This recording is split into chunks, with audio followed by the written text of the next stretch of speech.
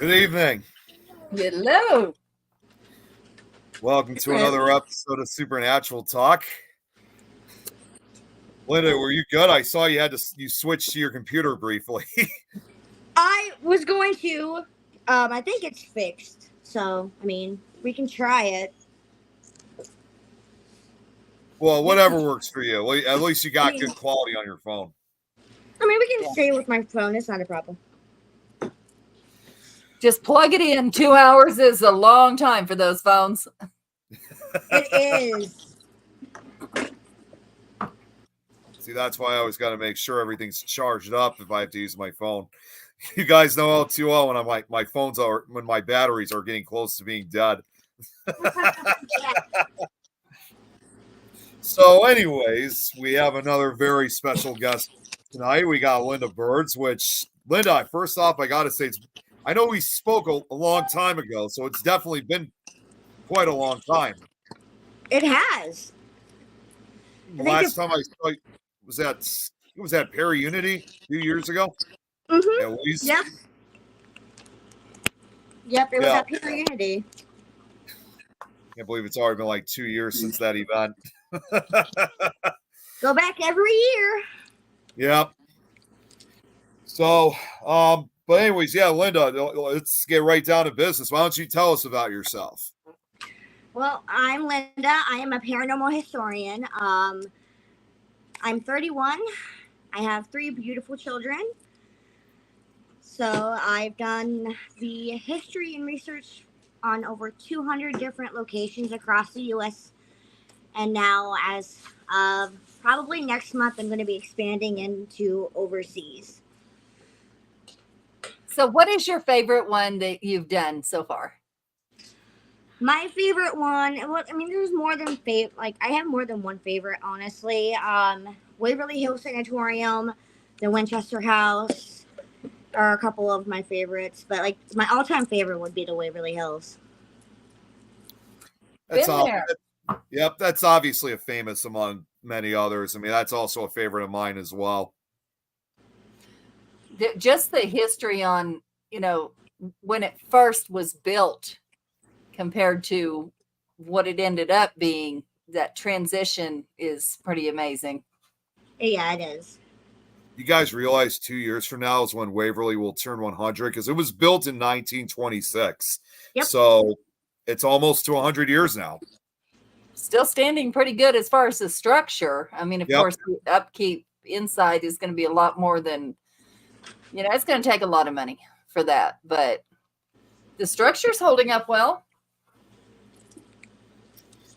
Yeah, I think Go ahead. Doing a haunted house there this year. They used to do it all the time.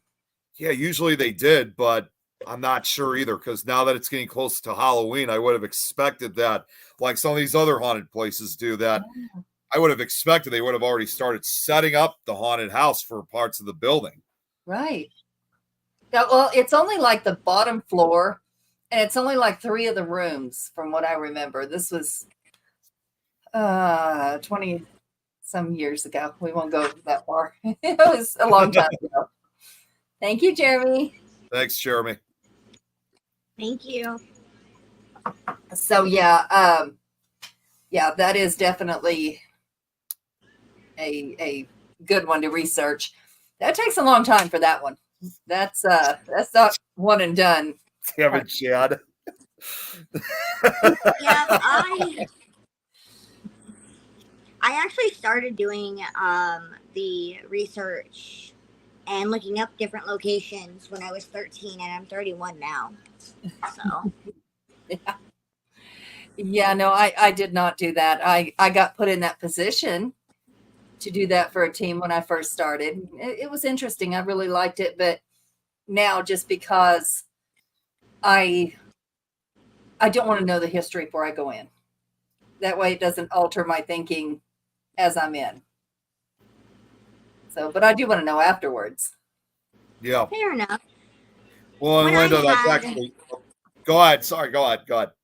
So when I had L&L Paranormal Investigations, I would do the history on the location or try to do the history of the location beforehand, only because it was more of a safety thing. So I would know, do I need to, protect myself more than what I normally do? Because, with my 3 kids, because you never know if there's going to be something attaching to yourself.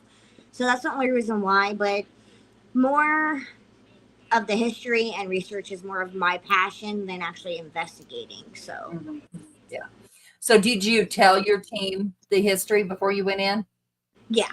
I told them not all the history. I just told them, hey, by the way, this is what I found in my research, and this is what it was said. So just be careful, be mindful. Yeah. We the last thing we did was the last real thing we did was a abbey here in Colorado. It was it was built for the Pope for his vacation home, holiday home, whatever they wanted to call it. Of course, it did not turn out to be that, and it turned out to have a lot of turmoil in the process. But Hey, Scott. it was, hey, it Hi. was interesting. It was there was a lot of nuns and monks lived there. There was a nun's house, and of course the monks. And I think the weirdest thing was that there was a place where they would sit down and eat down in the basement. They would have their food down in the cellar type thing, and it was just like, ugh. But this big hole in the wall that they stored meat and different things, they would store the dead bodies until spring because you can't puncture the ground in the mountains in the snow when it's frozen. You're not going to get a body in it.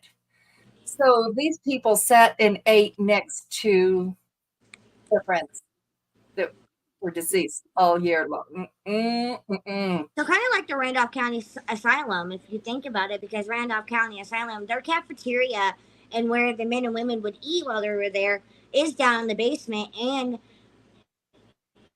just down from that, and if I'm not mistaken, like right next door is where they would store the food, and when the plague or whatever, I can't remember what disease it was, whatever was went through Randolph County, they would store the dead bodies there. So I can't imagine having my friends stored with my food. Nope. Either would I. Couldn't do it. It's Don't tell me about it. yeah, no. So yeah, that's kind of no. I just no. Then again, Can't do it. we're spoiled. In this day and age, we're spoiled. Back Yeah, then, Very much. they were lucky to have food, and I'm Right. sure they got past what was in there with it as long as they got that food. So yeah, we're spoiled. We were just talking about that in the 10 seconds I got to talk to my husband between the upstairs, shutting off my computer from work, and coming down. But we got a new oven yesterday. New. Not new. We just got a new oven a few weeks ago. Well, and you've been here. The upstairs oven is gas. It's perfectly fine, but we cook downstairs. Well, our oven Yeah. caught on fire. Oh. It was that little the element that Smelly. you see turn red when you turn it on. It had a little flame come up, and I thought, I didn't spill anything on this. What is going on? Oh. And as soon as I shut the button off, it went away. So I knew it was not grease fire. I thought, what is going on? I told my husband, I said, I got to get back to work, but I don't know what's going on. He turns it on. He said, there's nothing wrong with it. And I'm like, well, what do you mean nothing's wrong with it? I said, okay, that's fine. I'll go with nothing's wrong with it. Well, I knew Jan was thinking because she said totally jelly. I'm thinking, what the well, hell is she I had talking to about? call her. Fellas. The new I oven. had to get specifics, okay? Because so we had to get rid of this oven. So we go to Habitat for Humanity. Anytime we can shop there, we do. Because not only is it helping people, it's cheap. And for a basement oven, I don't care. And found an oven, had to go 4 towns away. Found an oven for $19. at Habitat for Humanity. And I'm like, they were 150 here. What's wrong with the oven? They're like, it's been here a while. I don't know. Okay, let's see if it works. Took it home. I'm looking at this thing. I plug it in. All kinds of lights light up. But I'm like, what is going on? The manual is inside of it. It's made in 2000. Oh man, no. No, it's made in 2004. Oh, And the manual's boy. still in it. I'm like counting years here. Oh boy. It's a convection oven where it's got the fan that blows from the back, or you can turn it to where it doesn't blow in the back. And it's got the 4 burners, but one of them over here has big one, and then you could do center or little. You can do any of them. It's got the warmer thing on the back part. $19. I'm going, something ain't gonna work. Something ain't gonna work. Turning everything on, and Jan's trying to tell me how to can using that oven and what it's for and how to, and we were talking about, we're spoiled. We are absolutely spoiled because I had no idea how to even use this thing. I'm looking at this manual and it's not making sense. So I'm talking to her going, what is this? She said she was excited about your oven. Yeah. I mean, we're going to be having some conversations when it comes time to do some canning. We're going to have some conversations, but we are spoiled. We're absolutely spoiled. We were looking online and people are talking about this fan is just too loud on this. You got a damn fan in that thing. Shut up. Would you rather go outside and cook where it's nice and loud? Come on, people. Let's stop this. But yeah, I'm on the thing of we're spoiled. We're spoiled. Canning the easy way. Yeah, you just pick a day when I get all the stuff, and we will stay on the phone for 12 hours, and we'll find out how easy it is.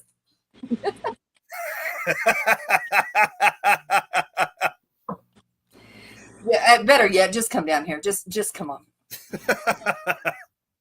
That'll be a whole lot easier.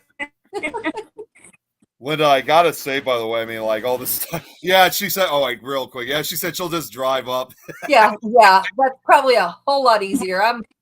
Show me, don't tell me, show me.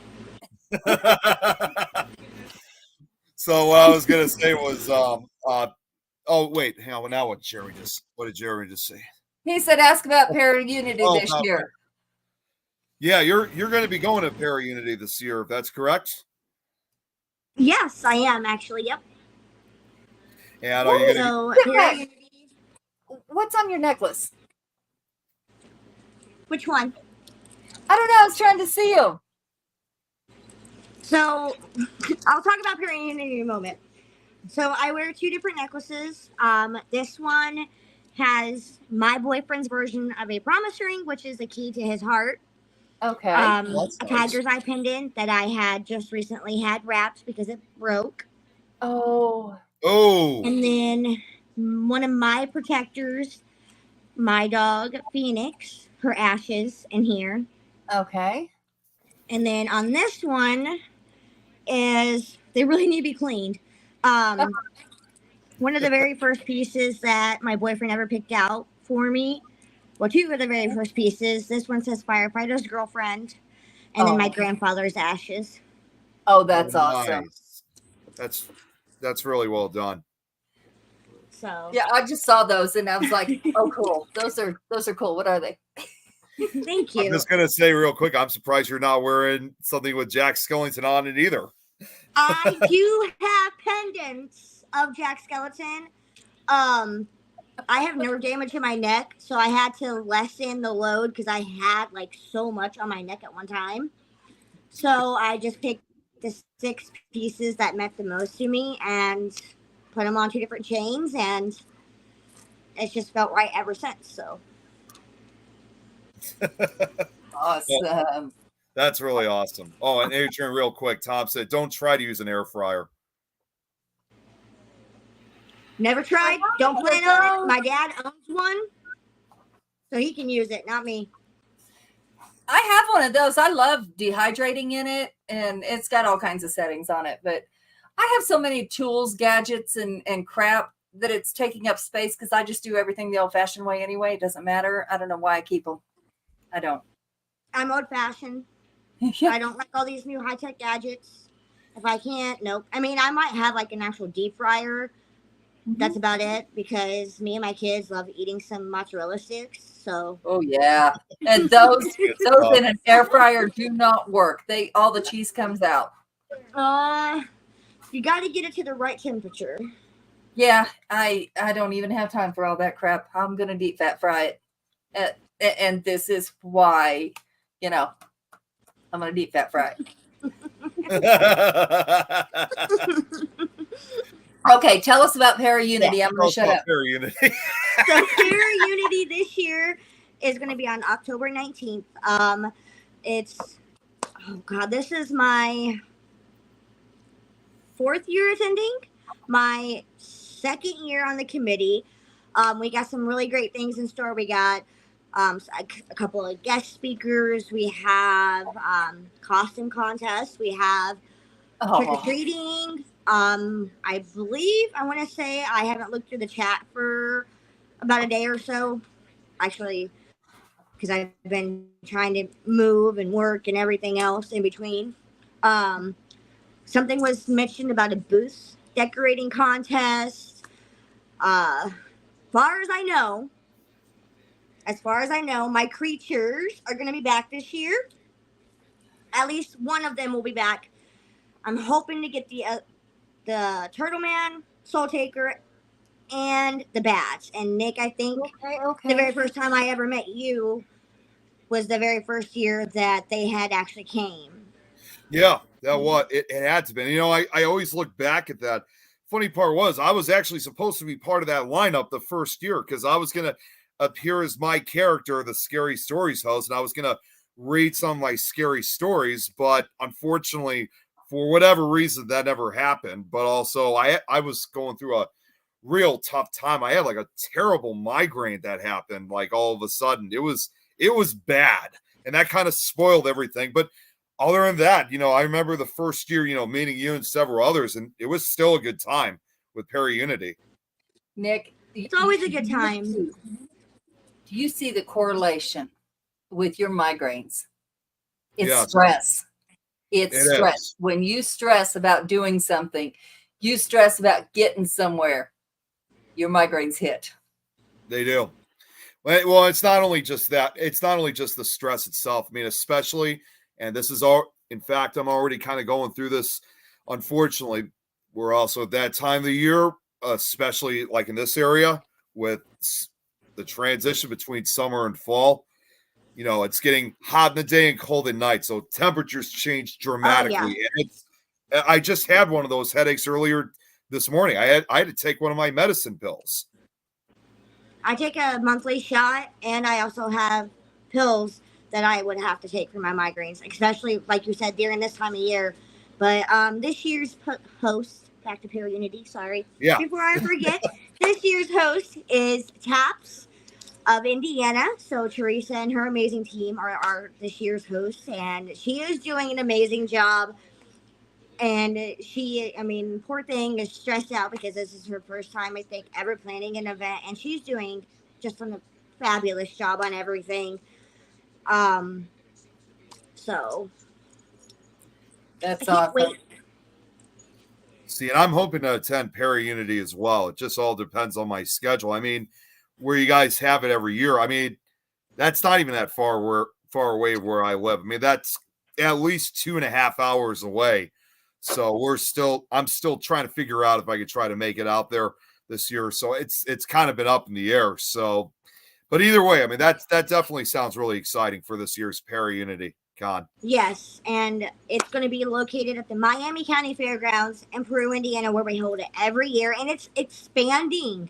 Like this year, we've had to expand. I don't know if you've seen the flyers or not that's been going around that me and Jeremy's been sharing around, that we're expanding to outside vendors because we have no more room in the main building and the church. We're completely packed. So now we're expanding to outside vendors. So And we are still looking for outside vendors. And it's a rain or shine event. No refunds. Bring your own tables. Bring your own pop-ups. So if you're interested, anybody watching, and you're in the area and would like to attend Perry Unity, reach out to the Perry Unity's page. And Teresa will get you all squared away. Oh yeah, Jeremy said he's gonna upload the flyer and show it here, so that way, I'll show it once he gets it uploaded. Thank you, It won't Jeremy. take him a second. What was that, Adrian? I said it won't take him a second. Yeah, not even. He's already on it, and he needs to have his butt back on the show. You know, doing this from the behind the scenes ain't got to work for very long. I mean, yeah, he's had like, a no, question. I'm good.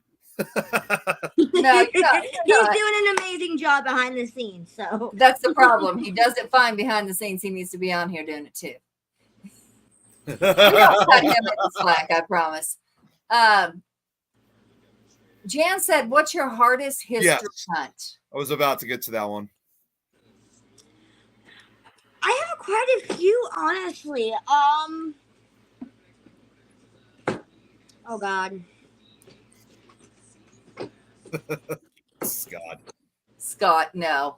I mean, since We I've cannot- had over 200 different locations, I think the hardest hunt that I would hands down, I have not been able to find nothing. And even talking to like the owners of this location, and we all know this location. I would hope we all know this location is the Monroe House down in Hartford City, Indiana. I cannot find anything on the house. I can't find anything on around like the house itself, and even the owners don't really know much history about it. So that one right Wow. there is by far the most hardest I have. But out of actual like locations, it's hard to say because I have files like really thin, and then I have files thick, Yeah. so. Yeah. Are you close to the location at all? Which location? Hartford City? Monroe Monroe House. Yeah, where the Monroe House is, yeah. I'm about 2 hours. See, Have you tried going to the library and checking like the little fish films or anything like we that? should have them at a historical society. No, I haven't. Only because me being at like my desk and doing it over online and being home with my kids is more important than traveling to try to find information. I wonder. I know you can hear, and I don't know how advanced they are there, but I know here you can get that online at the library if you log into the library itself. At You can also that do it town. probably at City Hall, because sometimes City Hall has the historic records there too. You can forget City Well, Hall. I'm no. telling you. Nope. Pam and Eddie couldn't even find any information on the house itself either. And they searched. That's so strange. I do know, like, if there was anything in the newspapers at any point in time, or somebody wrote an article at any point in time. Now, unless the You library think. burned or part of the town burned, then it would be all gone. Well, I just got to throw this out. I mean, ironically enough, I was actually at not inside, but we actually happened to be right near the Monroe House earlier this year.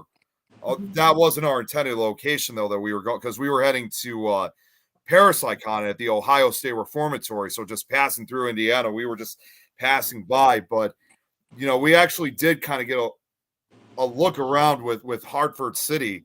And I thought I saw that there might have been a historical society. Right? I don't really remember, unfortunately, because it was a couple months back, but I would have thought they would have had something involving the Monroe House over there. You I would am think, not 100% sure. but here, like even here, because this I mean, as big as this town is, it's nothing like you're used to in Chicago or Yeah. something. Yeah. Me, We're different. to me, this is huge. This is ridiculous. It's huge. But when I was going to paralegal school, we had to go to, the records department, and we had to learn real estate law, which never used it, don't care to. But when you look at things, when you go way back, and I can't remember the year this changed, but you go way back the 1800s, and they still have some things from the 1800s, but the plots, instead of saying, like they do now, block this and this or plot this and this, it's where you see the eagle on the fence over here, and then and they actually, you can go there and sometimes still see what they're talking about. There's a post driven into the ground in a certain place that marks the land. It's unreal. One of them I'll never forget was a shark tooth rock. It was really a rock that was sharp on top and looked like a shark tooth. Still there. It was a landmarker. Of course, now they have the actual landmarkers dug into the ground where you have to, put the device over it and it's going to beep and you know where it's at. But, those things sometimes come in real handy when it comes to property, looking at property and where it used to be and where it is now. You rode most of the time? Huh? Yeah. Wait, what? You rode most of the okay. No, Scott's telling that to Jeremy. You're not kidding. You're not kidding. I don't like it. Nope. Give me that horse and let me ride to work. Oh, now Mimi's in the chat. She suggested archives, like, for the Monroe House, maybe. No, that's the problem. There is no archives to find. Yeah. Yeah, there's nothing. Nothing at all. For the abstract of the property. That's the name I was trying to think of. Thank you, Scott. Yeah. Yeah, it's crazy trying to find things on certain places. And I don't know if it's maybe the records burned when they were just on paper or on, fish film or whatever. I think sometimes that's the case. Once they're gone, if they weren't transferred to a computer, they're gone. See, and I also got to admit too. I mean, what you do, Linda, I actually do stuff quite similarly, if not almost the same, because I do a lot of the history research on these places as well, and not just the Monroe House too. I mean, there's just a number of, because I don't know if you've seen with my show, I do Nick Files, because I present a lot of the history on a lot of these locations, and there are just some locations that, in spite of my intense, research on. It's amazing how, despite that, some of these places, they have 100, 200 years of history. You cannot find a single thing on it when you try researching online, or if you're at a museum or a library or historical society. Yeah, just like one of the locations that I did just this past week on my show, the John Drish House. It barely had any history whatsoever, and then I was like, okay, then we'll just do Crescent Hotel, and that's got a lot of different history. And so you're right, there's a lot of different locations out there that don't have really any history that anybody can find, because it's just like vanished. That makes a lot of sense as to why some of the shows like the one, I don't know how many names we're supposed to say on here. We get tagged for everything. But where it's the cop and the psychic. The Dead Files? Yeah, but I just didn't know how much we're actually supposed to say before we get tagged. Oh, okay. I didn't realize, but I knew which one you were talking about. Yeah. So he goes and talks to neighbors. He goes to the town folk when he goes there and talks to different people, because there's a lot of things they can't find. So that makes sense why he does that. I mean, someone like him, I mean, Linda, I don't know if you've watched it yourself, but that's what inspired me to kind of do the similar things that he's done, because it's like, it's amazing how he's able to track all these different people down who's got knowledge about that particular area. Yeah, well, he's retired. He's a retired cop now, but yeah. Still knows who to talk to, where to go, how to get it. And a retired cop is more respected. Yeah. In any police community or any first responder community whatsoever. A firefighter, an EMT, a police officer is going to have, rapport with anywhere it doesn't matter where they go. They understand that they're risking their lives every single day. And they happen to retire, they made it. They did it. Some of them don't make it. He's a volunteer firefighter. Volunteer firefighters, I tell you, one of my first boyfriends was a volunteer firefighter. I joined him, and I was 22 maybe at the time. And I went out on my first call. It was a car accident with a baby. I was done. I was done from then. I can't do this. This is my baby's age. I cannot do it. I'm done. But he continued, and I respect him. But that beeper would go off at the worst times. I don't know how many times I've thrown that beeper. I don't know how many times I've thrown it. And even to this day, it does go off at the worst possible times. Yes, they do. But now, not having it every night, it sucks. It really does. So used to hearing like everything going on around in the county, and then hearing that tone. Yeah. And then him being gone on a fire call, and me just like finding myself pacing back and forth. Is he okay? What's going on? I haven't heard from him. Yeah. And getting him to talk about some of the things that he's seen since the 6 years we've been together, it's been really hard because he doesn't like to talk things. But that's understandable. You can equate that to somebody that's a soldier.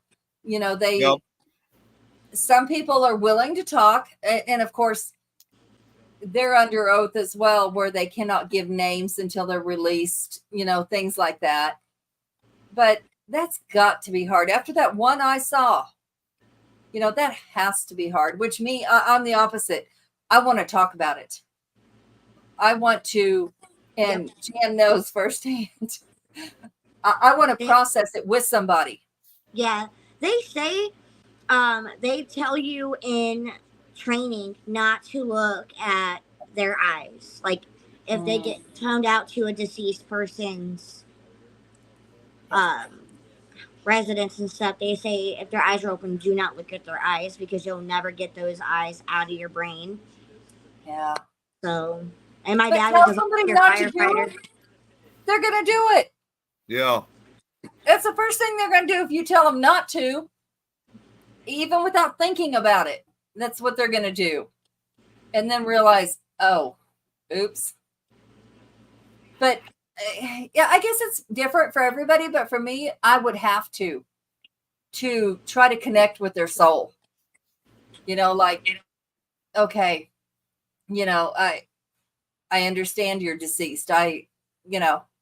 Whatever the case might be, that's me. I have to do that. Tom says he's got firefighters in the family. Stories are hard to listen to. They are. That one was enough for me. I can't. Nope. I can't go personally. Bless the people that do. Yeah. We need them. Just like we need nurses. We need doctors. We need CNAs. I was a CNA. I would clock out and sit with somebody because they didn't have anybody with them, and they were going to pass within hours. So I sat there with them. I don't regret doing that, but I can't do that because then I'd be on the job 24/7. Yeah. And I can't detach, so I can't do that. That's not me. I cannot do it. I know better. Last one. It's all the funny ones. I'll talk to most people about the bad ones. Just real quick, because Mimi just asked this. So is there going to be a para-unity here in Colorado? I don't think there is. As far as I know. Not a para-unity, no. Now, if we decide to do something, then there will be something, but it won't be called para-unity, no. She said, yeah, Jeremy said someone just has to arrange the event and put in the legwork to get it going. Yeah, and I'm going to tell you, Jen had something fall in her lap not long ago, and it was a Paracon event that somebody had done, and they had to walk away from it because of, they are busy. They had to walk away. And looking at the documentation and looking at, oh my gosh, that is adorable. Yeah, I didn't want to say anything while you were talking, so. Oh, that's okay. That supersedes anything I was saying, I promise you. There we go. Oh yeah, Jeremy just doggy. That's a pit mix. Full-blooded brindle pit. Okay. Is it male or female? Female. And what's her name? Cassie. Kathy. Okay. Oh, she is How adorable. can you be scared of that? How can I be scared of her? No, just people that talk about how scary they are. You know what? I have no idea. I adopted her from the pound back in 2021, right? 2020, because she was the same year, same age as my German Shepherd, but my German Shepherd was just a couple months older than she was. So I adopted her back in 2020, and she is like the best dog ever. She doesn't bark. She is very lovable and affectionate. The only time she actually barks or gets kind of like that aggression is when someone tries to mess with the kids. Yep, Oh, and really? that's their job. Yeah, it's like it's an does. instinct. Yeah, is she the one that Jeremy's asked? Is she the one that you were telling him about? Are you talking about the one that I was like wanting to get rid of? Because no. No. Well, she is adorable, though. She is a cutie. No, what I was saying was the price, and Jan said it, the price for speakers. Yeah. Absolutely fucking not. Oh my God. No. I want the people that mean something to us in the community. Really, Jeremy? You're going to make me get up. My emotional support animal, hold on. So we get to see another one.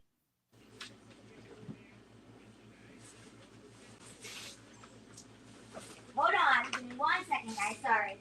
Hey, take your time. Why are we digging for an animal? Okay. Jeremy said it's my job to make people work. I had to move out of my house because it was becoming unsafe for my kids. So, like, my family split up. So, it's kind of like mom's bedroom is a catch-all for everything right now. Yeah. Yeah.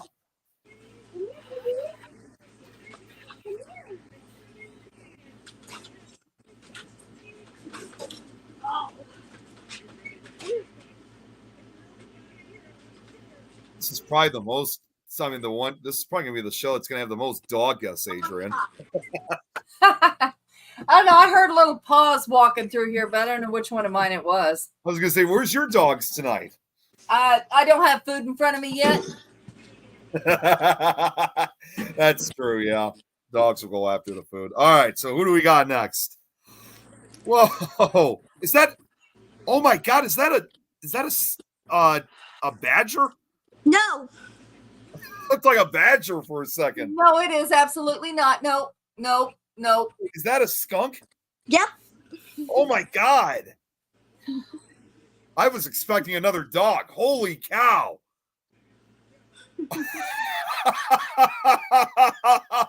Wow!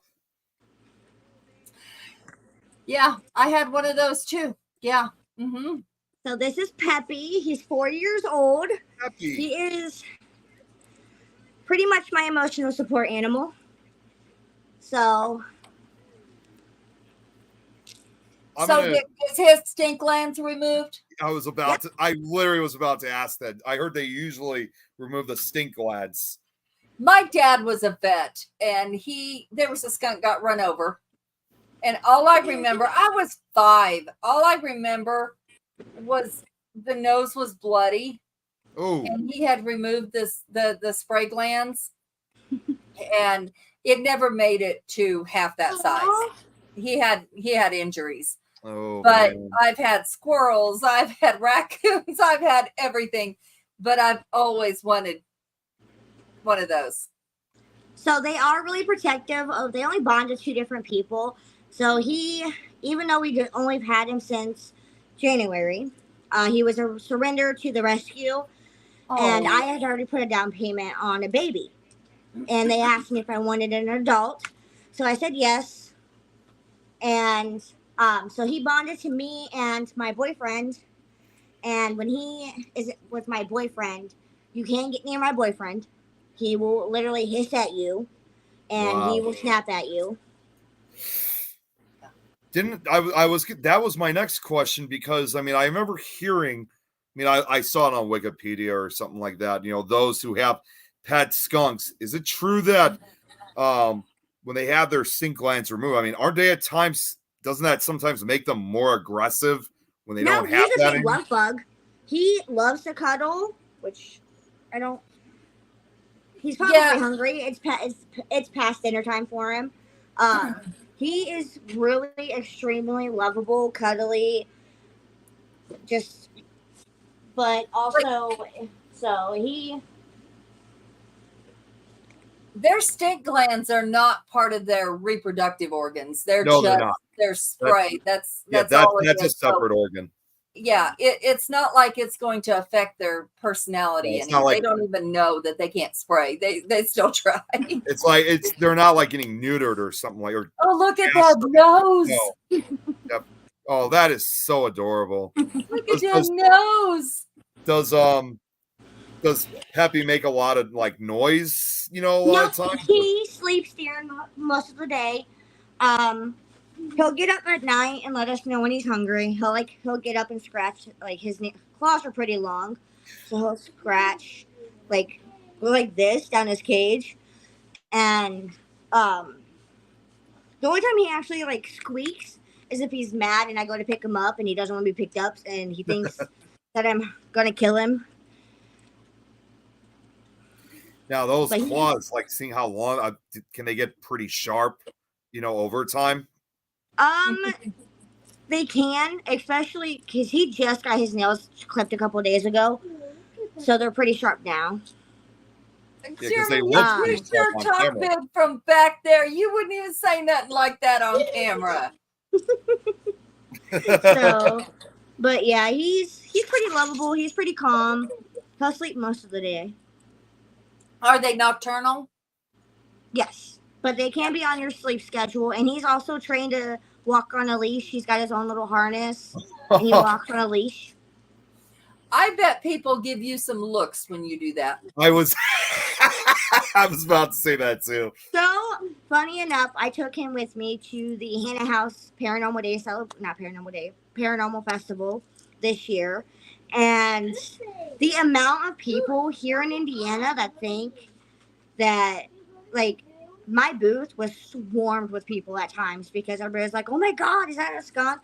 And now TSPI, the team that I'm a part of now, Amanda was holding him so I could walk away for a minute because I was pretty much by myself because I was representing my historian side. She got asked if he was I still don't understand it.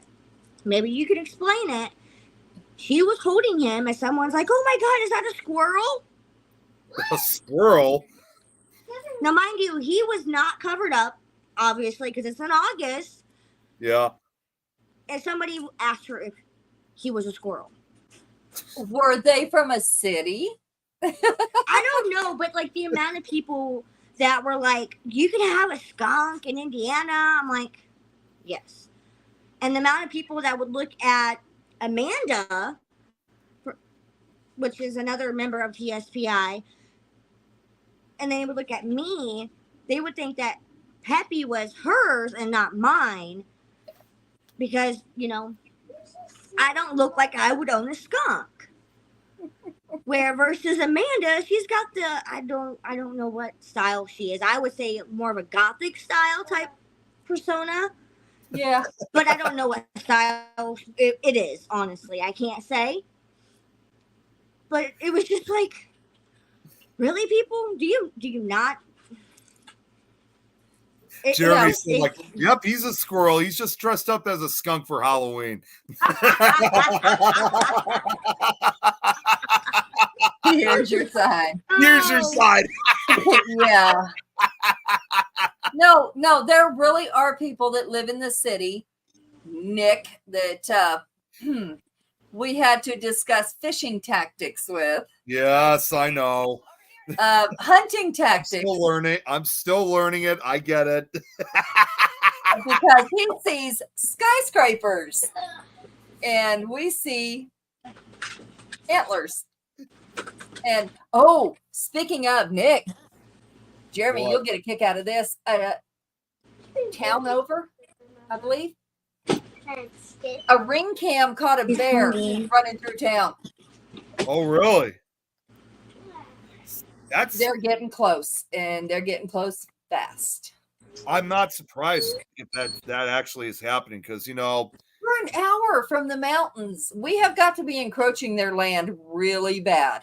I've heard for many years that bears are often known to like visit villages and neighborhoods and cities and They're town hungry. areas. I mean, it's not surprising at the least bit. Yeah, this is not okay. This is not okay. 2 towns over, where we went and got this stove, we were looking at, he wanted to get property there when I moved here so that we could wake up in the morning, walk outside, and we see mountains every morning. Great, except there's also mountain lions that come with them. Yep, that too. You have different types of wildlife that show up, not just bears. Yeah, the mountain lions will take a kid, where a bear will most likely run unless somebody has made a habit of feeding it every day or leaving trash out every day where it can get it. But a mountain lion does not give Oh, about where it's at. Yep. It will take a kid. It's actually kind of ironic, and this is something you'll find interesting too, Linda, is that there's a guy from, well, I don't know, well, it's been a number of years now, but there's a guy on YouTube. He actually owned a mountain lion for pets, and he raised it right from the start, you know, when it was just a baby. So it was different, obviously. In this kid, he's even admitted that, you know, it was a female mountain lion, and he said she's not capable of, you know, like ripping somebody's face off. He believed that she was not that type of an aggressive cat, but he did, however, admit that the only time she did get kind of dangerous was when she was being playful. So even when they are being playful, they're still extremely dangerous. Okay, little lesson from the vet's daughter.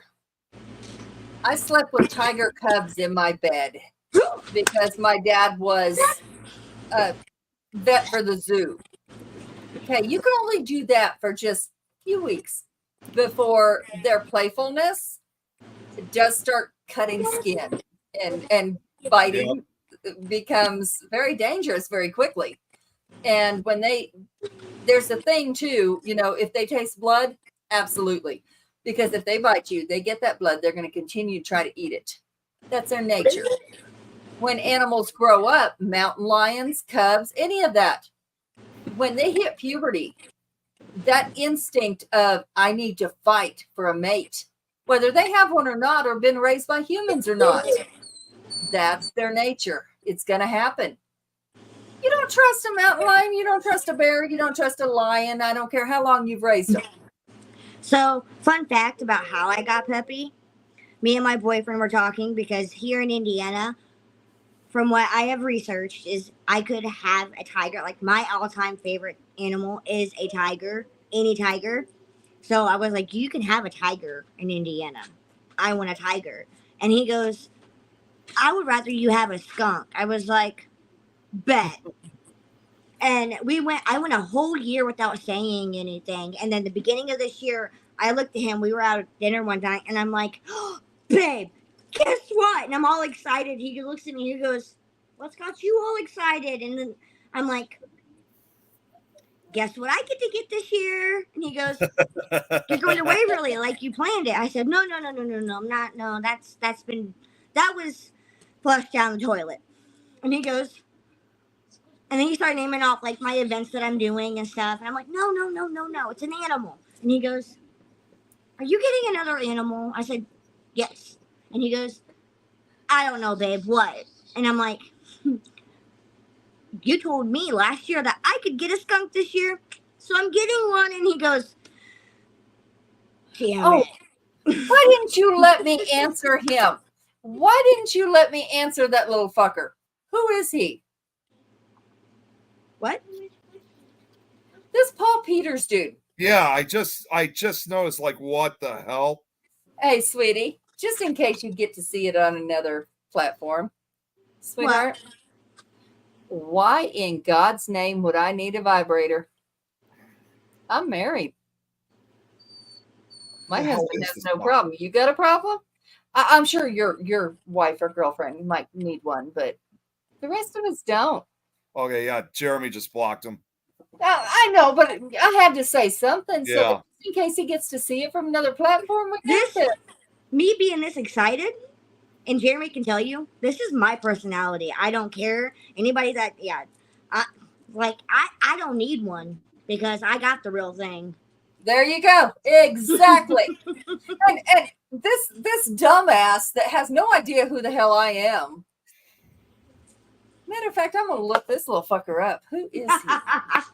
But yes, the boyfriend was like, oh my God. Yeah, go ahead.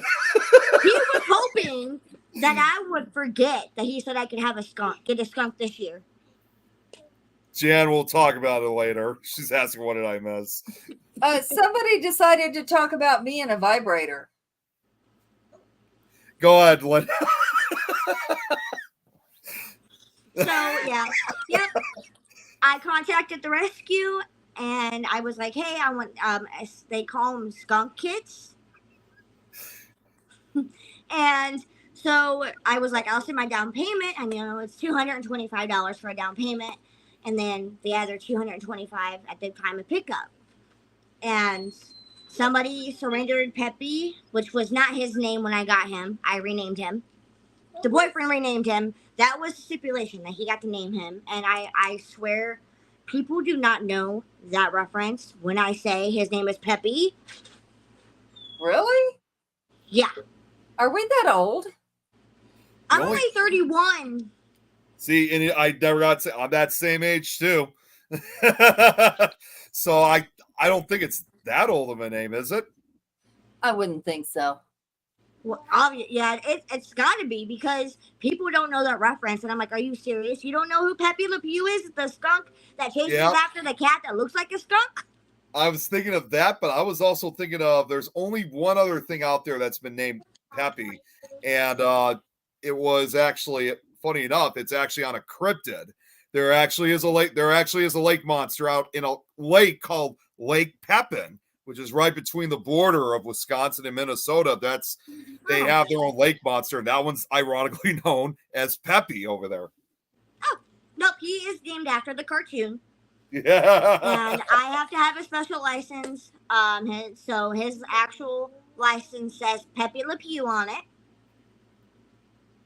So yeah, my boyfriend was hoping that I would not remember that. Maybe he wants a baby skunk now. So here in Indiana, there is a rescue down in North Salem, Indiana, called the Indiana Skunk Rescue, and they only do them. They only do 20 of them a year. So what she does is she purchases 20 skunks from a fur farm. So they get, if you adopt one, you're essentially saving it to be raised, from being raised for fur and or going to being, I don't want to say, getting shipped off to companies. Like black market. Yeah, that kind of stuff. Yeah. And they only do 20 of them a year. So you send a down payment, and then it's like June, July that you would get your baby skunk. And then you have to apply for your license, and then the DNR comes out and says, yes, you can have them, or you're not fit. This is not a fit place. And takes them. Yeah. So. Yeah. So with your skunk, so how old is Peppy in this case? 4 years old. It's 4. How long do they live? I was, 15 dude, you're just taking all the questions out of my mind, because that was I was gonna say, how long do they usually live for? I can read your mind. Yeah, you can. Yep. And about captivity is now if he's got like a regular good diet and stuff like that, about 15 years. So when they're in this case, like when as pets, I mean, because this is another question I just wonder, do they have a better chance? I guess I'm not really sure how else to really say. Do they have a better chance of living longer than like they do out in the wild in this case, or is it pretty much the same as wild skunks? No, it's safer, I want to say, because there is foods that are toxic to them that they cannot have that could give them kidney failure and all that other stuff. And of course, predators and vehicles and just regular, humans. And roadkill. So, with him being here with me, or with, any skunk being with a human, they're safer. As long as that human is taking care of them and does their research before and finds the do's and don'ts and what they're allergic to, what they're not allergic to type of thing. So he can't have strawberries at all because he's allergic. They can't have grapes. They can't have cat food. And so the really messed up thing is a vital thing they have to have in their diet is found in cat food. So taurine is something they have to have in their diet because they're almost blind. So they use their nose for sense of smell. Yeah, I heard they don't really see too well, unfortunately. No, because they're nocturnal.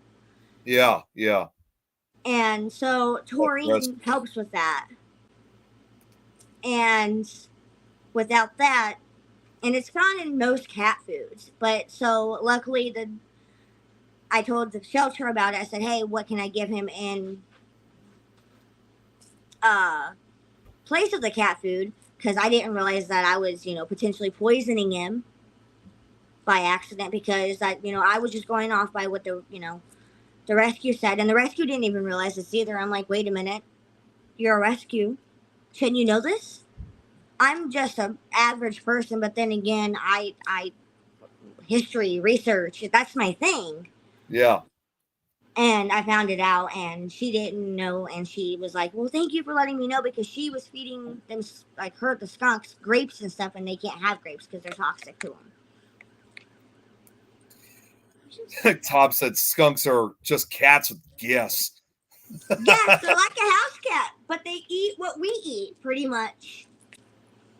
Now I'm going to assume that you have like special treats for him, right? Oh, not even for him. He gets. Oh wait, yes. So French fries and potatoes have no nutrition value to him. Wow. So whenever we go out to eat or something, and I get French fries, I'll bring what I don't eat or what the kids don't eat home to him, and he gets French fries. I never would expect French fries to eventually become a treat in this case for skunks. Okay, he's spoiled. He's got more blankets than I do, and I have a ton of blankets. Can you imagine if you had like one of those type of like black and white blankets out there, and like I'm sure he must camouflage. He uses camouflage. He does have a black and white blanket. So he kind of blends into it. Let's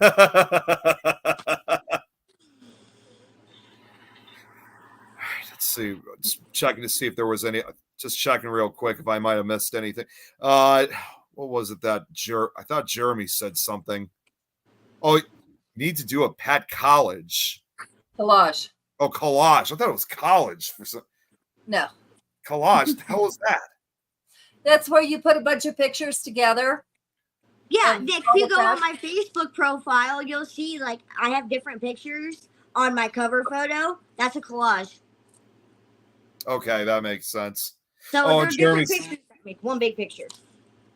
Jeremy also said earlier, and I wanted to actually tell you this, Jeremy, Adrian, Linda, when you had your dog up there, I do agree that your dog looked similar to Ghost, didn't she, Adrian?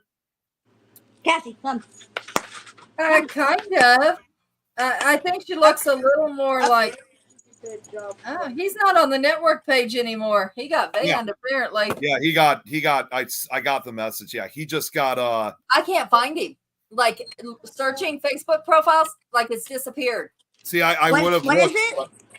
It's the guy that was causing that troller.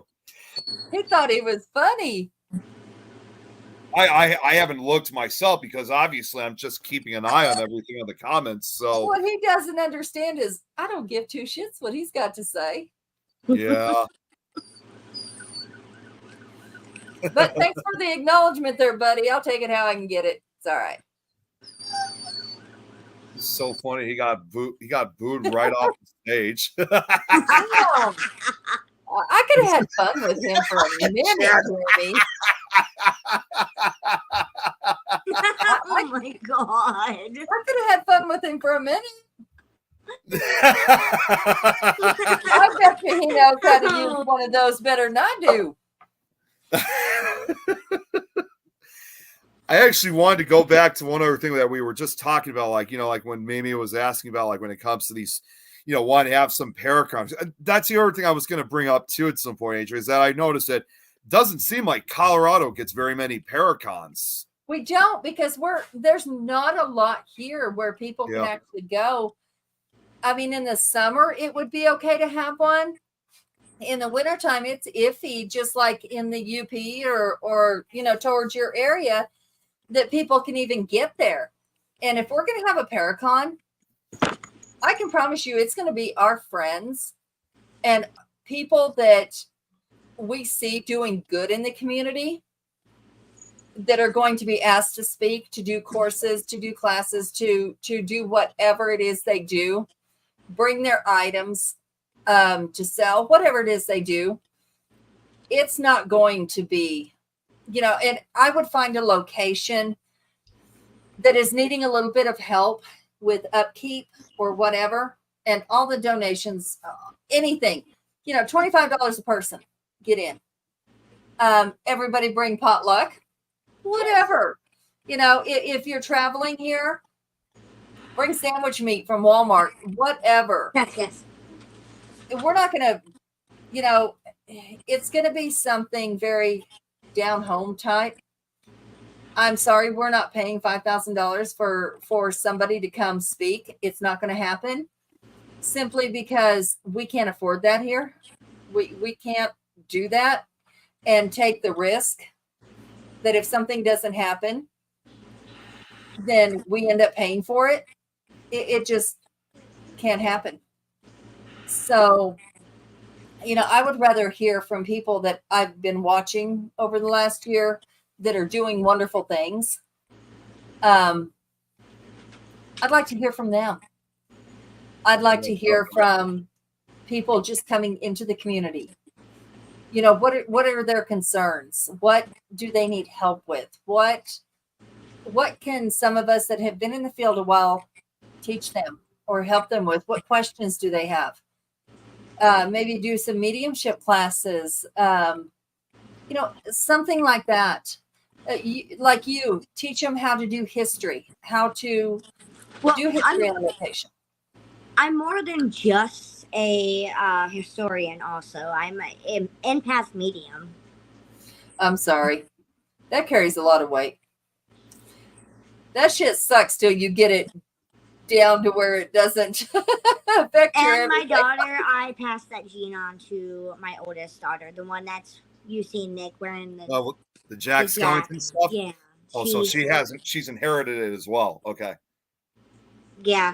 So how I originally got started and everything. I know this is one of the things that Jeremy, because I asked him what the show was going to be about tonight. We never know. He knows that. Well, I didn't know. Like, he asked me to be on the show, so I was like, yeah, you know. So how I originally got started, I'm always respectful, no matter what. So I'm Oh, always she's talking respectful. about advice for the new ones. Yeah. Yeah, Oh, okay, yeah. yeah. That's what Nikki's referring to. Oh, okay. Sorry. Oh, you're But good. You're good. when I lived in Claypool, when I was a very young child, I lived right next to the cemetery, and I would always play in the cemetery. That's actually where I'm currently moving from. Something called me back there. I don't know what called me back, so I'm guessing it's just time for me to move away until I get called back. Right. What I thought was an imaginary friend at the time turned out to be my very first attachment ever. And I always knew I was different because I would see people and they didn't look real to me. And then I started, when I got to 13 and I could still see them and I could still communicate with them because it was just weird to me. My mom introduced me to TAPS, to ghost hunters. And he is still my idol. I don't care what anybody says. That man is my idol. I got to meet him just recently. Which at the one? convention. Jason? Yeah, Jason. Yep. I Jason is a good person. I just saw him a few weeks ago at the Michigan Paracon. Yeah. He is my idol.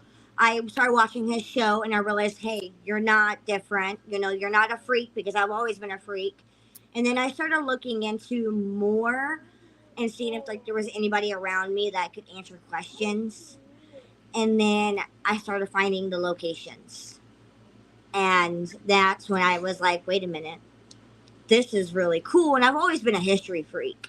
So yeah, that's how I got started, was when I was a little girl. I knew I was really different than everybody else. And now I passed it on to my daughter and it scares me. The one asking, okay, I'd like to hone in on my medium abilities. I was gonna say, does anyone know who this is? Yeah, I do. Okay. So why don't you message me and we will discuss this? I had another question. I had a question to ask, actually, Lena, since you were talking about, because the fact that you just brought up show, and the fact that you're also the same age as me, that brings up another show. I wondered if you ever watched, because I grew up watching that kind of stuff too. Did you ever watch that show, Scariest Places on Earth? Did you ever watch that one? Yeah. Oh my gosh. And Hulu has it. And I started watching it the other day. And I'm like, I vividly remember that scary voice and the people and with the cameras and stuff. Zelda and I'm watching it now. Yeah. And I'm like, wait a minute, this is not the same Scariest Places on Earth that I remember growing up on. Yeah, that was. I missed that show so bad. Yeah, well, I didn't know that it was going to be on. It was on Hulu. I knew it was on YouTube where you could watch it, thankfully. And I mean, I know for a fact that's some of the stuff was reenacted. Some of it was turned out to be fake, but it was still kind of a fun show for its day. It was, and just like you. I mean, when I first started getting it, I didn't really take it seriously at first. It was just to us just our typical show that we would watch around Halloween. But nowadays, like a few years later, again, whether or not it's real paranormal footage or something, like it's still remarkable. I think you'd agree with this too. Like Scariest Places on Earth, Ghost Hunters, a lot of the old paranormal shows on Travel Channel. They used to air every Friday night before Ghost Adventures took over. I think those older shows are probably far more better and more accurate than the ones that we got today. 100% agree with you on that. It wasn't about competition back then. Yeah, it wasn't. And so my daughter, I let her watch that stuff, and I have gotten so much grief from a lot of people about letting my daughter watch this. I don't hide anything from my children. I mean, they know about Mom. They know about, I do have an altar set up and everything, and it's not what everybody thinks. An altar is different things to different people. but they know. But my oldest daughter, which yesterday was her birthday, and oddly enough, even though it's different year, she was born the same time that the plane hit the Pentagon. Oh, yeah. Yeah. So, but I let her watch that stuff. And I let her watch Ghost Hunters, and she loves Taps. She loves Ghost Hunters. She's even got an autograph picture. Unfortunately, she couldn't go with me that day because she came down sick. But I told her I would get her a picture signed by Jason Hawes. Now she does like watching Zach, guys. I love Oh, Okay. jeez. I'm Please tell me at So least the sorry, early. sweetheart. Please tell me the early seasons okay. at I least. don't stop her from watching it. I don't, because then she can decipher what is real, what is fake. Yeah. And to Yep. me, that's more important than her, me telling her she can't watch something because she likes it. No, you can't tell somebody they can't watch I something. have gotten Yeah. so much grief about it. My daughter, she's got abilities. I know she's 10, and she can still see a little boy that she interacts with day in and day out. Now, I don't let her go to different locations because mom feels it's not safe for her yet. But I do let her go to the old Costco County Jail and investigate. And that's where she met her friend. I won't say his name. Well, baby, if you feel like he's gonna be okay with it, that's not my doing. That's yours, baby. I let her make her. She communicates with the little boy. I don't. I know. I've seen him. My daughter, Maya. Hi, baby. How old are Maya. you? 10. Oh, you're not a baby, are you? At that age, you go, I ain't no baby. She goes, no, but I have Double a baby. Yeah, you absolutely do. So Keep- this keep is the one baby. that has the abilities. This is the one that I don't hide things from. She has helped me cleanse my house. I am teaching her, and then I let her meet people in the community that I'm comfortable with her meeting. Yeah. And there's things that I can't answer, but I know Mama, I have that. to go away. Okay, that's fine. That I know that if I can't answer it, I can go to them and say, "Hey, will you help me, please?" And she feels comfortable enough. She's growing up comfortable to where nobody's telling her, you're crazy. You're not seeing what you think you're She seeing. has. She has. That's But home been told. doesn't have that. yeah. That's You know, the you have important. that. Yes, I understand you're seeing it. And let's talk about it. Let's see what we need to do about it. That's me through and through, but her biological father and her biological grandmother, I do not care. I will put them on blast. They will look at me and ask me, why are you sitting here letting her do that? That stuff's not real. I'm like, how do you know it's not real? I have proven to you time and time again that it is real. I have proven to you that our daughter has abilities. You may not believe it, but you're not going to stop our daughter or your granddaughter from believing in what she wants to believe in. And That's it. she knows it's right. That's something that, and again, we were just talking about, like you were just saying a few minutes ago, when you started doing this at a rather young age. I started doing it at a young age too. And again, especially for someone like myself, because, I'm on the autism spectrum, it was easier for, unfortunately, a lot of adults, basically teachers and staff members at school, who were basically telling me, you got to knock it off with this stuff. Like they were literally telling me stuff doesn't exist. They really truly thought I was making this stuff up. Yeah. And if I could just see the look on their faces now of where things have gone. I mean, I even at only 12, 13 years old, I really wanted to prove them all wrong. And kind of the same thing, like in this case with your daughter, I kind of did fight back saying, you don't have to believe in this kind of stuff, but that's not going to stop me from pursuing this interest in what I believe. Right. So, Right. so I know exactly how you feel by that. My dad, I love him. He is a full-blown skeptic. Like he'll make fun of it, but not in a bad way. It'll make you laugh type thing. But yet he will brag about me to his customers because he owns a taxi company here in Warsaw, Indiana. He'll tell his customers, yeah, my daughter's into the paranormal and she's got all of the, like, all this equipment and stuff like that. So he brags about it and he'll look at me and be like, oh, you're going to go play with some ghosts? And so it's, Yeah, I am. but he was like, you believe in what you want to believe in, just don't push it on me type Right, person. right. That's the same with any religion. Believe your thing, but don't come knocking on my door with it. I don't care if you're a Satanist, a Christian, a pagan, whatever. I got this. If I have questions, I will come to you. I'm glad I know what you are. So, if I have questions, I'll Right. come to you. You know, But you're not turning me into anything. that actually brings up something else. And this, again, for any, and not just in this case for her, but for any kid that decides, in this case, again, to the paranormal field. Like what I went through when people were telling me to stop, getting involved in this kind of stuff at a young age.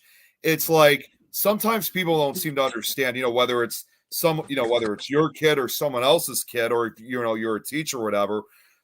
They don't seem to realize that, they're just kids, but every now and then you have to let this kid become independent in some way, shape, or form to follow what they want to get involved in their future. So in this case, like if she wanted to, she has interest in the paranormal, like want to grow up, that's what she's probably most likely going to do. So the fact, like what I went through, they were trying to stop me from being independent. I wasn't going to let them stop me. I was going to still do it whether they liked it or not. And that's what I've taught her. You don't let nobody stop you from doing what you want to do. If you want to pursue the paranormal and you want to keep going with this, then so be it. You just tell those haters, look, just because I'm doing something with my life and you're not, doesn't mean that I have to stop. I'm not making fun of you. You don't make fun of me. Yep. Yeah, I mean, it's just like, sorry, I just want to just throw this out real quick, Adrian. I mean, it's unfortunate that there's still people out there who are up to no good of trying to stop, kids' interest, but like, and it even at times extended even with other kids, which of course, that time that made it totally unfair because it's like, I was not bothering them with whatever they were following. So why should they bother me? That was their, whatever they were going to follow, that was their business. And that was my business. Kids are mean. Mean. Well, like I said, and they grow up sometimes to be the same way. Big bullies they were because nobody whooped their ass when they should have. Well, what's funny, I got my butt whooped. You bet. I mean, there was like some of those kids that I dealt with were like that, but eventually some of them did grow up and eventually began to respect, what I was pursuing because I think they realized that I took this stuff at times very seriously, even if I was still young. But Adrian, as you know all too well, it was more of the adults, the staff members that were even worse than the sad. kids. That's really sad. is. Garrett, dude, you have my info. You know my address. We can work on this. We got this. We can work on this together. And yeah, maybe I'll learn a thing or two. We got this. See, I gotta admit too. I mean, it's the fact that like if your daughter wants to like follow through with this, it's too bad we don't have more of this kind of stuff around. Like in well, maybe not necessarily like in elementary schools, but it's for stuff like for future years in middle school and high school. Because funny thing is, again, during my early years, I actually started a paranormal club at my former high school. So high school, okay. That's why I said I'm not so sure about elementary, middle school, but high school would probably be a perfect time. Like, and it's just it's funny to think that there's not as many clubs or groups out there, with kids, at that age that want to get together and do this kind of stuff and know how to do it the right way. Not like where you have, your typical teenagers just breaking into places. Yeah. So Linda, what's her name? Maya, sweetheart, what is your forte? Do you like out on the street? Do you see people differently? Do you see spirits when you're just out like at a mall or? sometimes, but not always. Do they talk to you when you're out? No, because I have to follow along with Mom. Yeah. Mom's taught her how to put blocks up because it gets to the point where it gets so bad that will get a splitting migraine. Oh, And then yeah. And then I will take it from her.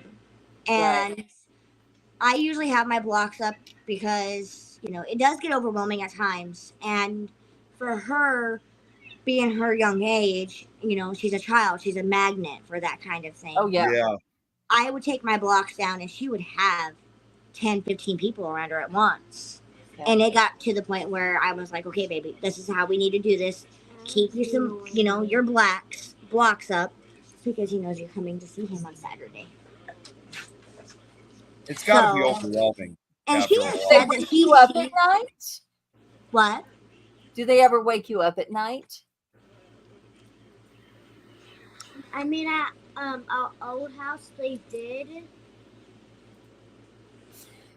So, an old woman one time told me this. See if it works. I don't know if it will. It works for some people.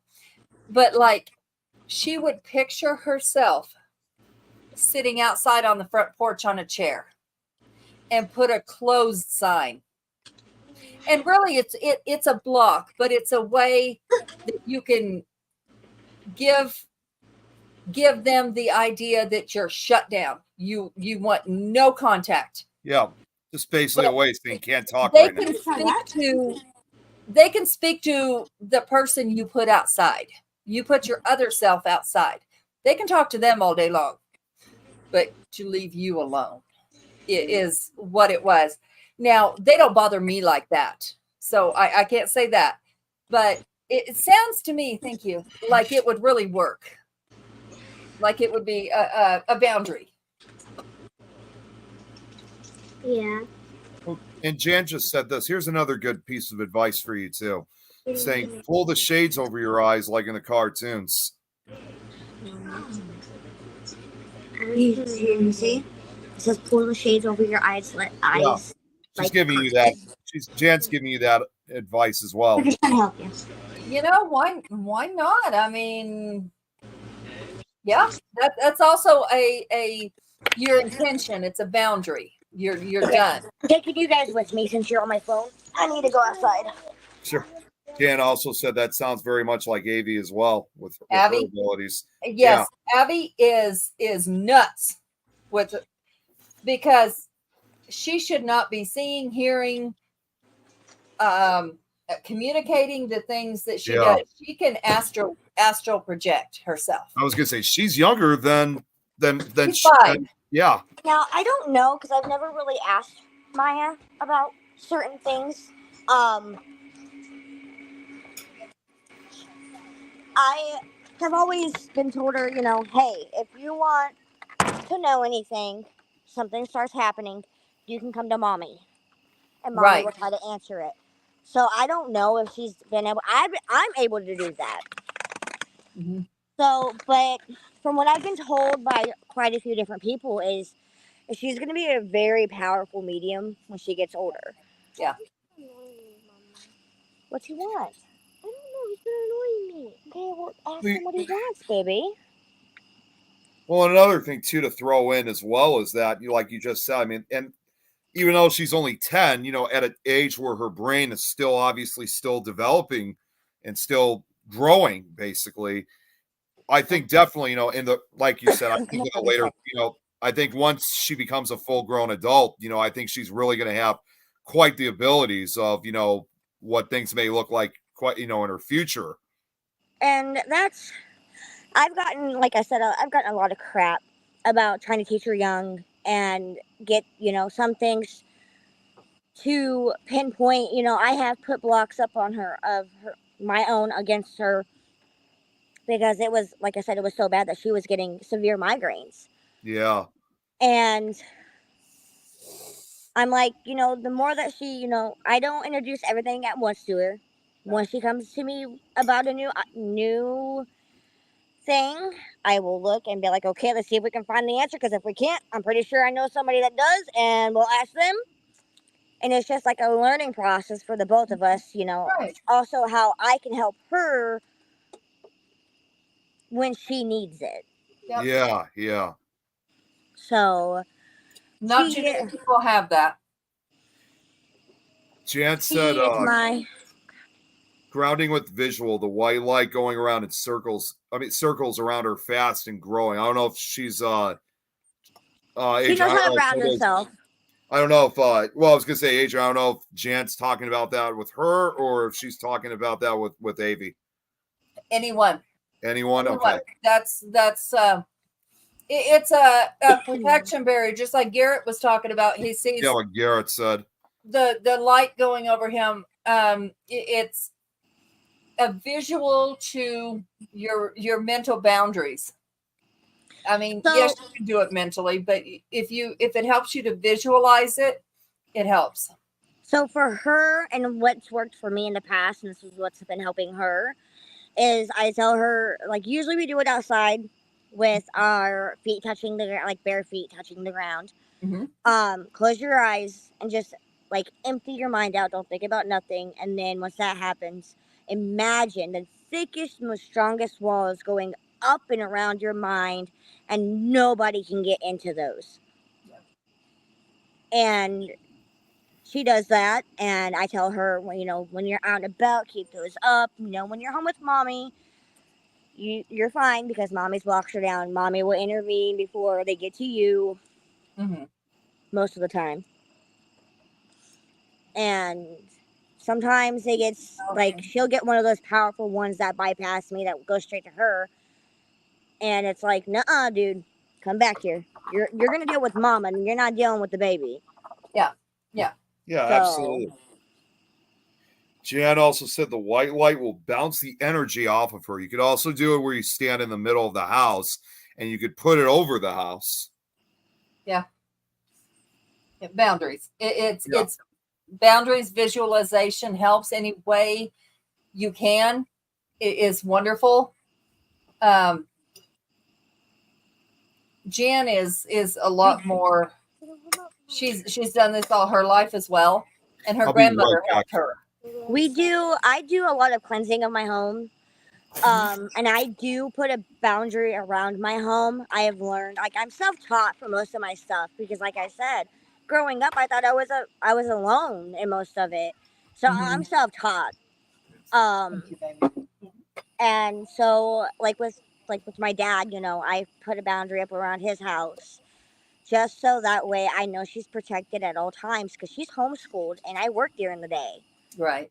So I'm away from her and it scares me. And usually when I'm at work, I'll check in on her because, you know, I can't astral project. And she has a friend named Adam. And he's been bugging her, I guess. And he's the only one that she'll let through her blocks. Mm-hmm. And, you know, most of the time, people would say, oh, they're imaginary friends. I've come to realize those are not imaginary friends. Well, I mean, they're imaginary to other people, but they're certainly not imaginary to the one that sees them. Right? So it's like, oh, here we go. See, food. Oh, he's so This cute. is a border collie, and your collar's too tight. She's a border collie, and what the hell is she? Greyhound mix. Oh, Yes? Okay, you let your brother. Come on. This is a Dalmatian Labrador. Oh, he's so cute. He's the dumbest dog that's ever lived. Aren't you? You're dumb. And I do have my own show here on Things Network. Down. Down. Go.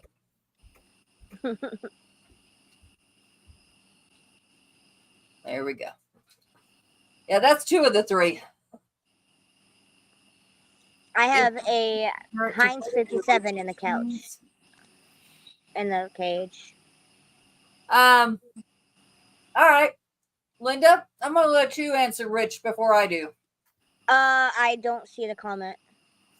Is there any merit to putting religious things at the four corners of your home? For the four corners of your home, I usually use cinnamon sticks. Okay.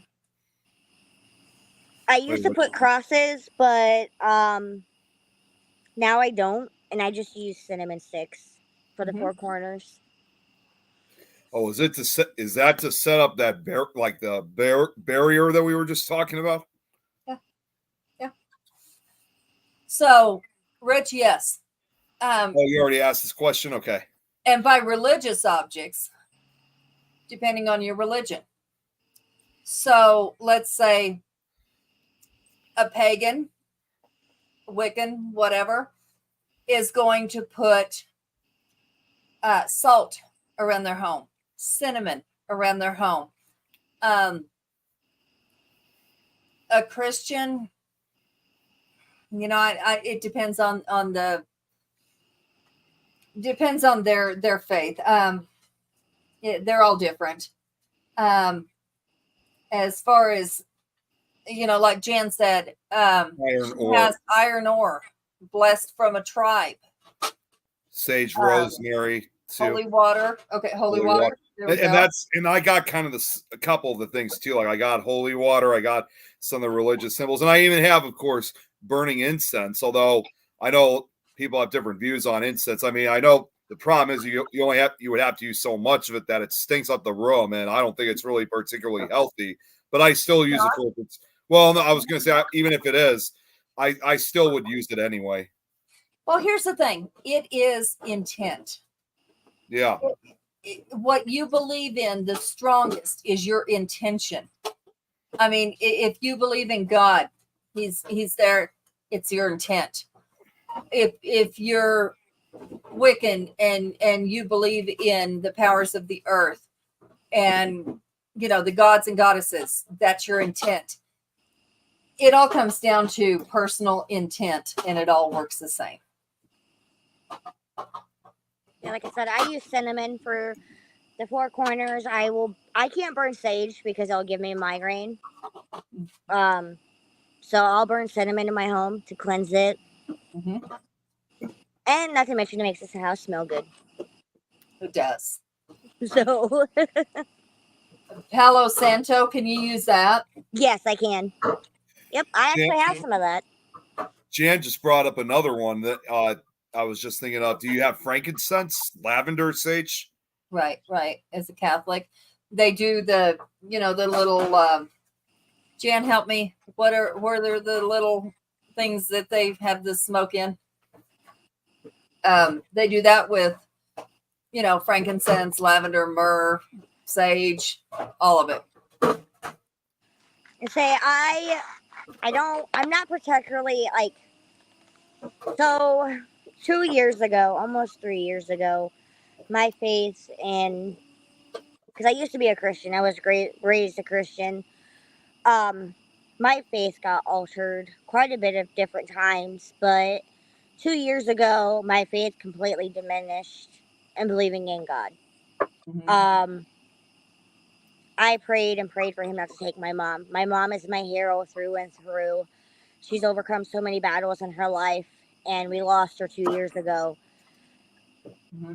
And now I don't practice, but I do practice, if that makes sense. I'm still in my learning era. I'm still learning who I truly am in that sense. Yeah. So I love being outside at night under the moon, Mm-hmm. and so it's like, okay, and I kept seeing this lady in white. Never could see her face, but like her gown was beautiful, and then I learned it was the moon goddess. So that is like kind of my faith now, I have the moon goddess, the moon, me being at night. I'm a night owl. Mm-hmm. So Well, here's what I'm going to tell you about that, because I've been there, and in a way am there. There's no one. You don't have to be one or the other, or you can believe in a lot of things. And if you look at a lot of religions, they all connect, not as far as what they believe in, but as far as, there is a connection between pagan, Wiccan, Christian. We all burn sage. We all use oils. We all use crystals. There's you just kind of have to pick what's your happy medium. What is it you works for you? What works for me is the moon, being outside at night, and Luna. I have never felt like my true self and more calmer. And yeah, I'm still a spunky little, perky little girl. Anybody that knows me and like in my normal life will tell you that. But after I finally was like, okay, no, the moon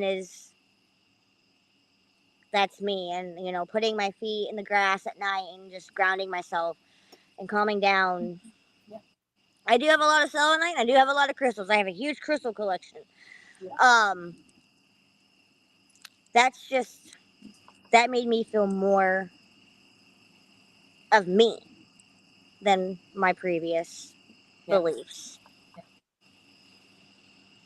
Yeah, you weren't bound to rules, and that's the thing about, if you talk to Christians that have studied, there's lots of things in that Bible that are not. A man wrote it. Yep. I mean, men wrote it. Yep. The basis, do I It's believe changed. there's God? Absolutely. Do I believe there's Jesus? Yes, of course he walked this earth. Did they do the things they said? I don't know.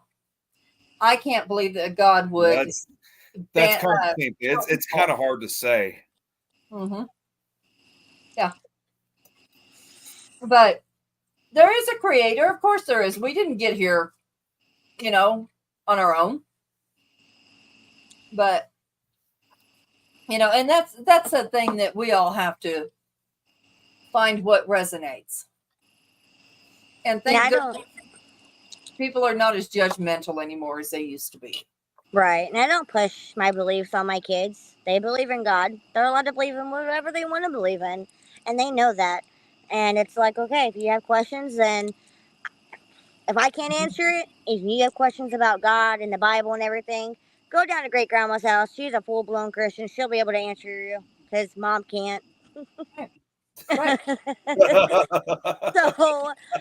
it's always like, I'm the type of person for my kids is, if I can't find that answer myself, 99% of the time I do know somebody that will have that answer, and I can be like, hey, my little one wants to know this. How do I, respond in a kid way?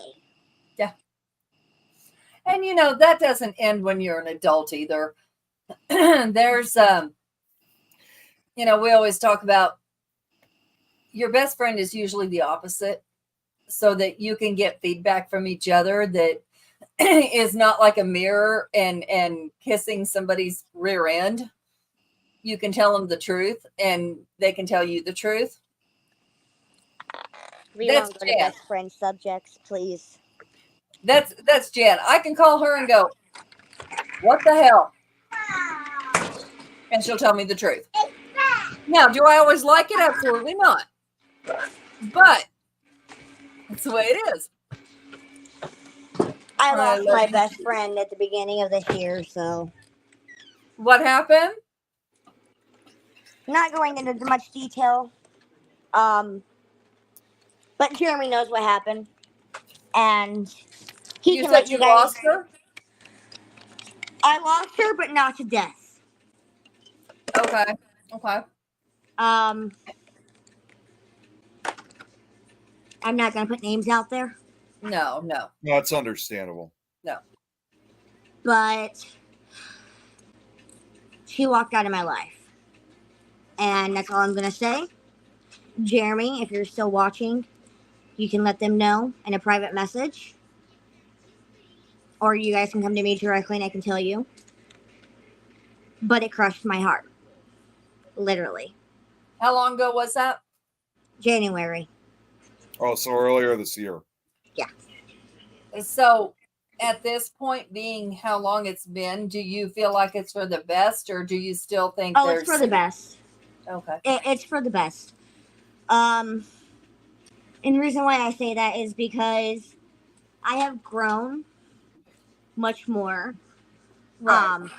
I'm doing more of what my passion is, and that's history. I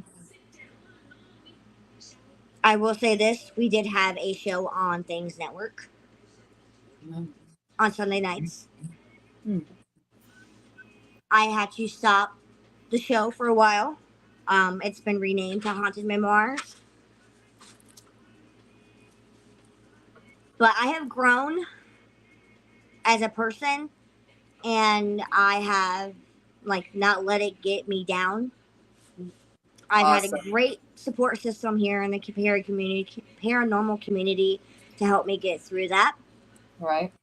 So Yeah, and that's always the most important part. And we've talked about this numerous times. When you have all the support throughout, the paranormal community, it's definitely, there's just something, so special about it when you have that support. It is. It is. And, support does not always mean that you need to, when you talk to somebody who needs the support in a situation like this, it doesn't always mean to badmouth the person that they were friends with, or that they're no longer friends with, or whatever the case might be. That it doesn't mean that. It means listen. It means listen and understand where they're coming from. A lot of times, bad-mouthing does not help anybody, because then the person that you're talking to feels like, well, was I that stupid that I didn't see any of this? Or was I, do you think that my friend was that awful? Or, was I just blind? They don't need any of that. I can honestly say people in the paranormal community, they did warn me about it. I haven't been actively investigating since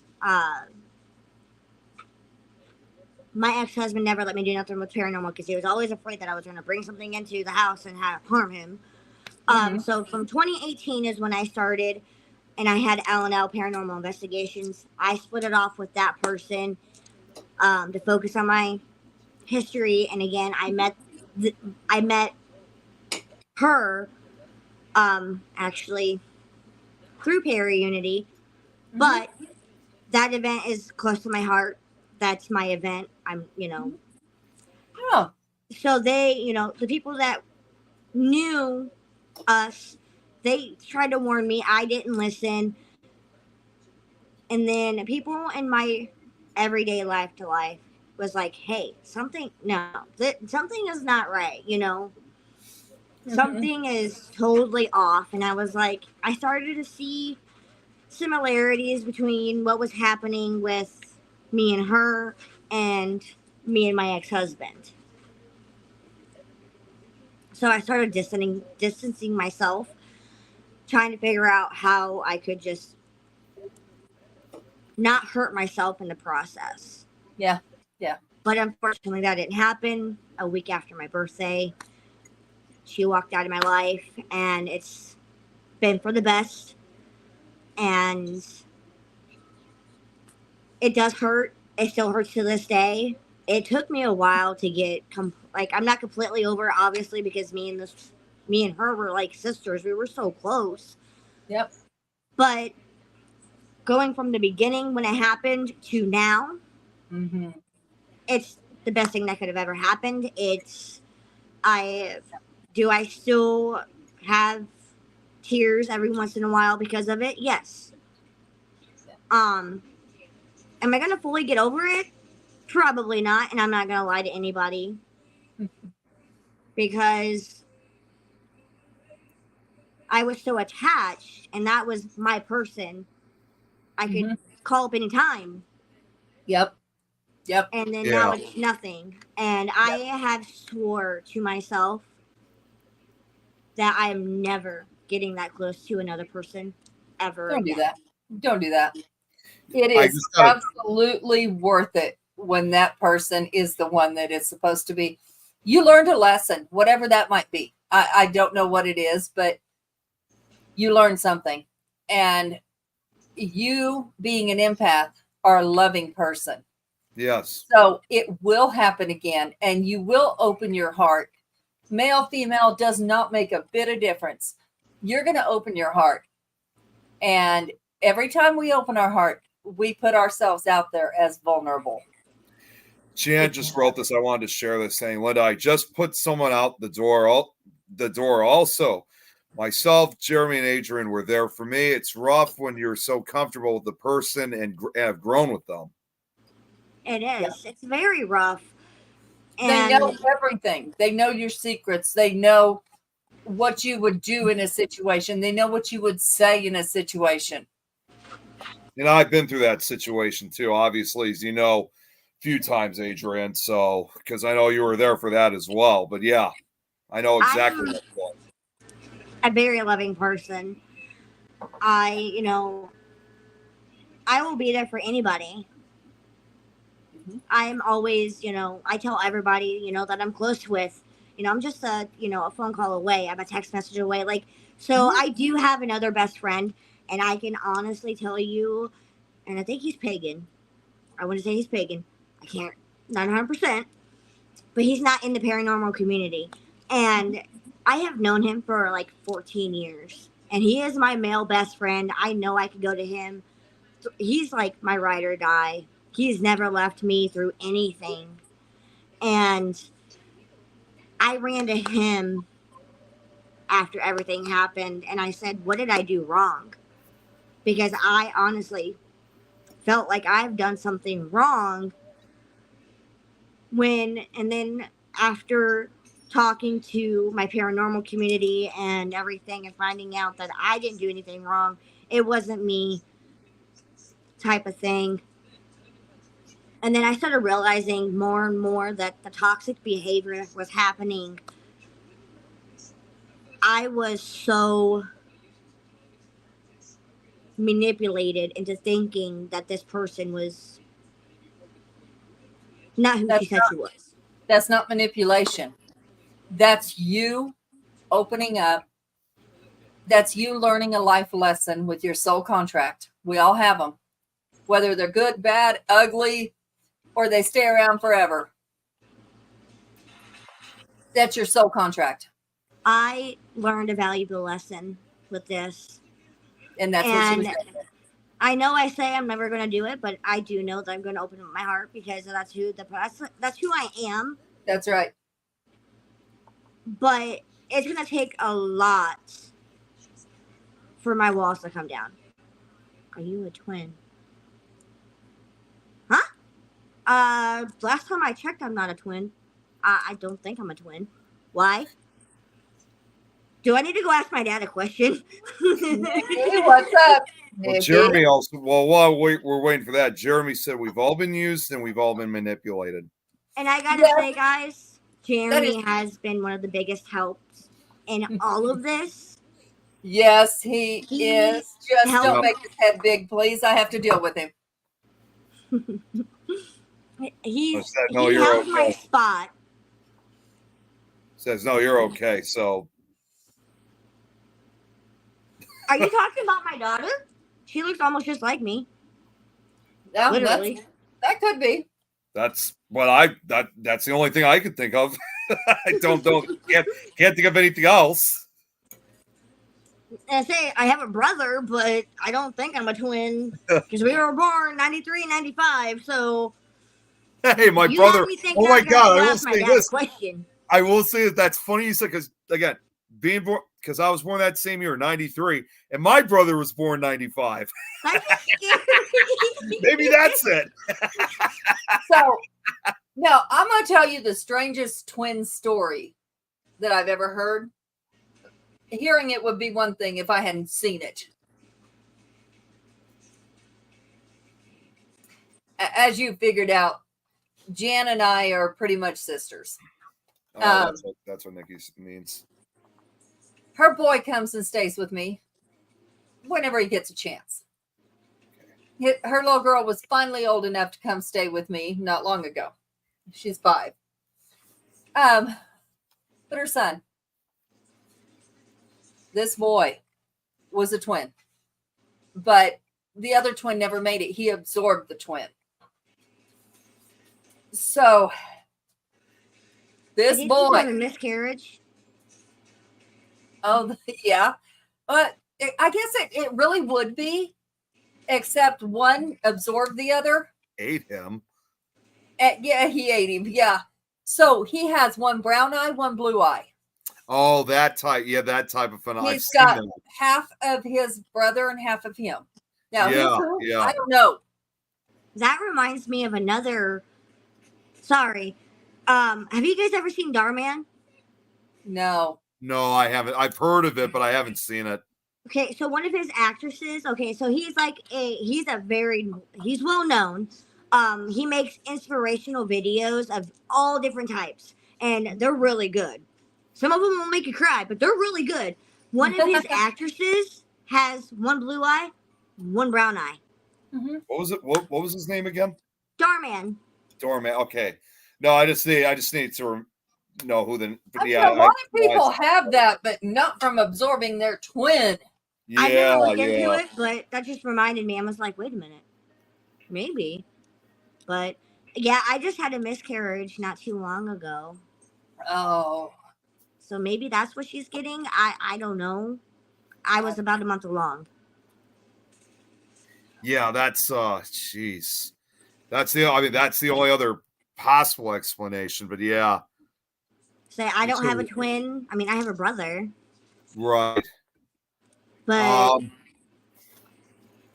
Unfortunately, Oh, though, here's the other one. Here we go. Come on. we'll make Mike. it. Unfortunately, though, we do have to cut this short because we are at the end of the time, getting close to the end of the time, or it's already past the end of time. But yeah, we'll make this quick. Do we have another show behind us? I would assume right. myth or I don't know. I don't think so. Yeah. Jeremy just said it, myth or mystery. He did. Yeah, he just said it in the private chat. Oh, I'm not getting notifications. What? You should be able to get that. It's on the right, on the bottom right where it says private chat. well, Yeah, mine mine's is on the popular. bottom. It just says chat. So, thank you, Jan. Well, just before we go, because I was gonna share this earlier, but I wanted to share this at least once just before we get off. Is Jeremy did send me the Para-Unity poster, so here it is. QR code. Yeah. So that'll be October 19th once again in Peru, Indiana. I'm hoping to try to be there as well, but we'll see how my schedule is. But it looks like it's going to be another fun event, especially since it's just a few days right before Halloween. So it's going to be a blast. I can tell you guys that much. It's going to be a blast. Like I said earlier, we are completely booked for the main building in the church. We are looking for outside vendors now. So. Well, Linda, all I got to say is that this was definitely a great show, and we'll definitely have you back on because I think there's Thank actually you. a lot more to talk about with because there were the conversation going all different directions. I mean, we say this with a lot of our guests, but it just seems like there's so much more to talk about than what we just spoke about earlier this evening. So there's always more to talk about. So yeah, and I will be willing to come on at any time. Just let me know. I would like to have an advance notice so I can let my boss know, hey, I got to be off by this time. So, but other than that, I'd be more Linda, happy to come back on. Since you're a paranormal historian and just like me, you research a lot of history, not necessarily, but I haven't done this in a while, but I'm actually going to try to be bringing back my show, Nick Files. Like I said, I do a lot of history research on it. Some point you should check it out. You should check it out yourself and just see like the way how I do with history and whatnot. And that might give you, it might give you an additional idea when it comes to looking up history on certain locations or whatever. So that might be something you may want to check out when I bring back my Nick. Definitely. And then Nick, you weren't present at this time, but I do. Before we go, I do have a show here on Things Network Saturday night Yeah. at 8:30. Haunted Memoirs, and so we could probably just bounce some ideas off of each other. Yeah, absolutely. And Jan also said if you ever need help, just hit her up. And yeah, she was definitely. serious. She's amazing. She is amazing. She really is. All right. Was just talking with her just yesterday briefly, but that's another story. Briefly, my ass. Neither one of you talk briefly. Well, no, it was a quick come and go message that we sent yesterday. So for next week, we have Lois Hatto from Scotland coming on. Obviously, I know I talk to her almost every day, but I don't know where this conversation is going to go since I talk to her every day. So, Adrian, you may have to be the one asking the questions for this one. I got this. I really like her. I respect her. I talk to her all the time, so that I do not. So I will have a lot exactly. to ask. So you'll have to probably have the upper hand because I don't know where I'd go for this with this show. Just go like this, and I got this. Jeremy, Jan, Nick conversation better bring a sleeping bag because it ain't gonna. And Jan give her. It was Who free. are y'all talking about your briefs? Wait, what's your brief? Because if it's an hour, that's not brief. What It color was is just- your briefs? It was a simple type. It was a simple type message, not a video chat, Adrian. Oh. Oh, so you sent her a picture of your briefs. Got it. Yeah. Yeah. Apparently, you're hers tomorrow morning. While I'm fishing, you can talk all you like. Yep, that's it. She swears it. It was. All right, y'all. Anyways, yeah. But like I said, Linda, thanks again. Thank you once again. We'll have you back on. Thank you. And everyone who's tuned in, as Jeremy would say, thanks for playing along, and we'll see you guys next week. So you guys all have a great night.